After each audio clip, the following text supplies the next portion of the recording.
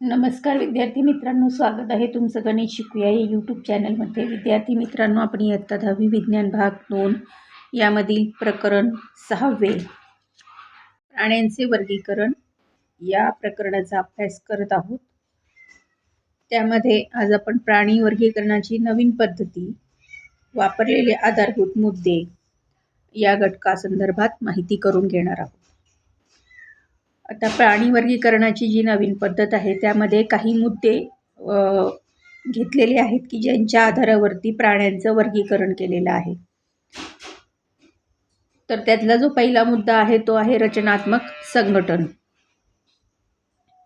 आता प्राण्यांचे शरीर हे पेशीपासून तयार झालेले आहे हे आपल्याला माहीत आहे आणि प्राण्यांच्या बहुपेशीय शरीरात अनेक पेशी कार्यरत असतात हेही आपल्याला माहीत आहे. बहुपेशीय प्राण्यांमध्ये जर अनेक पेशी असूनही उती तयार झालेल्या नसतील तर अशा प्राण्यांचे शरीर पेशी स्तर संघटन दाखवते. उदाहरणार्थ रंध्रीय संघातील प्राणी. काही प्राण्यांच्या शरीरामध्ये पेशी एकत्र येऊन उती तयार होतात आणि त्या उतींच्या मदतीने शारीरिक क्रिया पार पाडल्या जातात.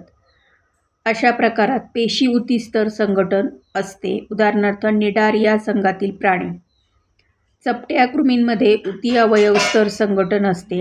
यामध्ये काही उती एकत्र येऊन ठराविक अवयव तयार झालेले असतात, परंतु ते पूर्ण अवयव संस्था तयार झालेल्या नसतात. आता माहीत आहे का तुम्हाला, तर एकपेशीय सजीवांचे शरीर एकाच पेशीपासून तयार झालेले असल्याने त्याचे सर्व कार्य त्याच पेशीच्या मदतीने चालतात. एकपेशीय सजीवांचे शरीराचे संघटन जीवद्रव्य स्तर या प्रकारचे असते. म्हणजेच उदाहरणार्थ त्याचं आहे अमिबा आणि पॅरामेशियम जीवद्रव्य स्तर संघटन. इथे जे आहे ते पेशी स्तर संघटन जे आत्ताच आपण अभ्यासलं आहे.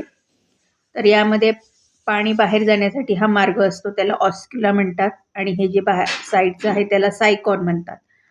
ही जी आहे ती कॉलर पेशी आहे. त्यामध्ये कंटिका असते, अमिबोसाइट असतात हे असे, ऑस्टियम असते आणि अजैविक भाग इथे असतो. इथे पेशी उती संघटनातील काही प्राणी इथे दाखवलेले आहेत. जसं जेलफिश आहे, त्याच्या पूर्ण शरीराच्या इथे माहिती दिलेली आहे की कोणते कोणते अवयव आहेत ते. आणि तसंच उती म्हणजे अवयव स्तर संघटन कशा प्रकारचं असतं ते इथे त्यांनी आपल्याला दाखवलं आहे. प्लॅनेरिया हा प्राणी आहे हा, आणि याचं कशा प्रकारे त्याचे अवयव असतात ते इथे दाखवलेले. आता निरीक्षण करा. तर इथे हे जे चित्र त्यांनी आपल्याला दाखवले 6.8 मध्ये अवयव स्तर संघटन, तर हे जी आहे ही मानवाची शरीररचना आहे. तिच्यामध्ये हे नामनिर्देश त्यांनी आपल्याला करायला सांगितलेले आहेत. तर हे आपण नामनिर्देश इथे ते केलेले आहेत. आत्तापर्यंत आपण जे अभ्यास केलेला आहे तो रचनात्मक संघटनांच्या 4 प्रकारातून उरलेल्या सर्व प्राण्यांमध्ये अवयव संस्था स्तर संघटन असते, ज्यामध्ये विशिष्ट कार्यासाठी अनेक अवयव एकमेकांना जोडून अवयव संस्था तयार झालेली असते. उदाहरणार्थ मानव, बेडूक, खेकडा इत्यादी. आता वर्गीकरणाची जी दुसरी पद्धत आहे ती आहे शारीरिक सममिती. म्हणजे एका शरीराचे 2 भाग जर केले समान तर त्याच्यातील प्रत्येक अवयव जो असतो तो काय असतो, सममिती असतो. म्हणजे एकाच मापाचा असतो प्रत्येक.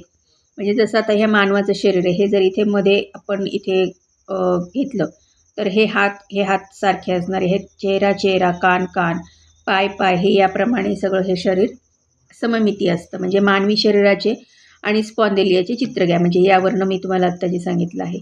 तर या चित्रातील शरीरातील विशिष्ट अक्षातून काल्पनिक छेद घेण्याचा प्रयत्न करा, जेणेकरून तुम्हाला 2 समान भाग मिळतील. प्राण्यांच्या शरीराच्या विशिष्ट अक्षातून काल्पनिक छेद घेतला असता त्या शरीराचे 2 समान भाग होतात की नाही या गुणधर्मावर आधारित प्राण्यांच्या शरीराचे विविध प्रकार आहेत. त्यामध्ये एक आहे असममिती शरीर.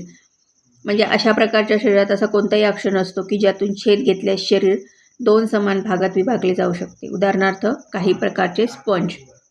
आणि दुसरं आहे अरीय सममिती. म्हणजे ज्या प्रकारचा शरीराच्या बरोबर मध्य अक्षातून जाणाऱ्या कोणत्याही प्रतलातून छेद घेतल्यास 2 समान भाग पडतात. उदाहरणार्थ तारामासा. या प्राण्याच्या शरीराबाबत मध्य अक्षातून जाणाऱ्या 5 वेगवेगळे प्रतले आहेत. त्यामुळे 5 वेगवेगळ्या पद्धतीचे छेद घेतल्यास 2 भाग मिळू शकतात. आणि द्विपार्श्व सममिती म्हणजे या प्रकारात शरीराचा एकच अक्ष असा असतो की फक्त त्या अक्षातूनच काल्पनिक छेद घेतल्यास 2 समान भाग होतात. उदाहरणार्थ कीटक, मासे, बेडूक, पक्षी, मानव इत्यादी. आता ही जी इथे आहेत ते शारीरिक सममितीचे प्रकार त्यांनी आपल्याला आकृतीत दाखवलेले आहेत की असममिती शरीर कसं असतं, अर्य सममिती आणि द्विपार्श्व सममिती कसं असतं ते.